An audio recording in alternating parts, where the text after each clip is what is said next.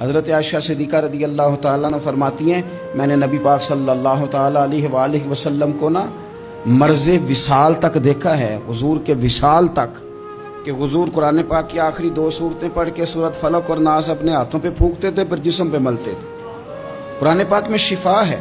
اب تو لوگوں نے دم درود کو اس کو بڑا ہلکا سا کام سمجھ لیا۔ ویسے بھی یہ عاملوں کے ہتھے چڑھ گیا، ملنگوں کے ہتھے چڑھ گیا، کاروبار بن گیا، تجارت بن گئی۔ ورنہ قرآن پاک کی آیات پڑھی جائیں تو حضور نے فرمایا سورہ فاتحہ میں شفا ہے، اس میں کرم ہے۔ یہ چیزیں جو بڑی ہمارے لیے سود مند تھی، فائدہ مند تھی، ہم چھوڑ گئے۔ ایک بڑی خوبصورت حدیث ہے، سنیے گا۔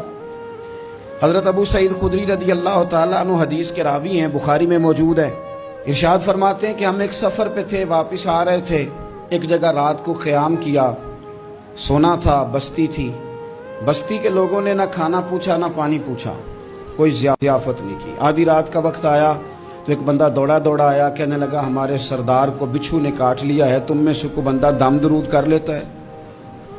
تو ایک صحابی کہنے لگے کر تو لیتے ہیں، پر تم نے چونکہ ہمیں کھانا پانی تک نہیں پوچھا، تم اگر دم کراؤ گے تو مفت نہیں کریں گے، پیسے لگیں گے۔ کتنے پیسے؟ بکریوں کا ایک ریوڑ پورا۔ او بھائی اس سے کوئی بندہ جواز نہ لے کہ پیسے لینے جائز ہیں۔ اب بات کو سمجھیں، پس منظر کیا ہے؟ پانی تک نہیں تم نے پوچھا۔ کچھ لوگوں کا علاج ہوتا ہے، وہ صحابی گئے، سورہ فاتحہ پڑھ کے دم کیا، اور حدیث بخاری سے میں آپ کو دکھاؤں گا۔ لوگ کہتے ہیں دم کدھر سے آ گیا؟ بخاری پڑھ رہا ہوں، صحیح بخاری۔ شفا تو اللہ نے دینی ہے نا، رب کریم نے شفا دے دی۔ بکریاں لے لیں، آ گئے جہاں آرام کر رہے تھے اس جگہ۔ صحابہ میں اختلاف ہو گیا، کچھ کہنے لگے بکریاں لینی چاہیے تھی، کچھ کہنے لگے نہیں لینی چاہیے تھی۔ حضرت ابو سعید خدری رضی اللہ تعالیٰ عنہ فرماتے ہیں پھر ہم نے فیصلہ کیا چپ کر کے سو جاؤ، صبح حضور کی بارگاہ میں جائیں گے۔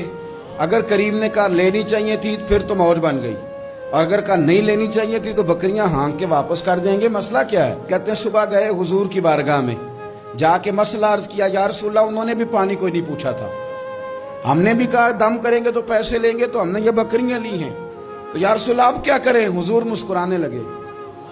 جس کے گچھے سے لچھے جڑے نور کے، ان ستاروں کی نزہت پہ لاکھوں سلام، اور جس کی تسکین سے روتے ہوئے ہنس پڑے، اس تبسم کی عادت پہ لاکھوں سلام، اور ان کی باتوں کی لذت پہ بے حد درود، ان کے خطبے کی ہیبت پہ لاکھوں سلام۔ حضور مسکرانے لگے اور مسکرا کے پوچھا اچھا پڑھا کیا تھا؟ یا رسول اللہ سورہ فاتحہ۔ فرمایا سکھائی کس نے تھی؟ کہ یا رسول اللہ آپ نے۔ فرمایا پھر آدھی بکریاں میری ہیں آدھی تمہاری ہیں۔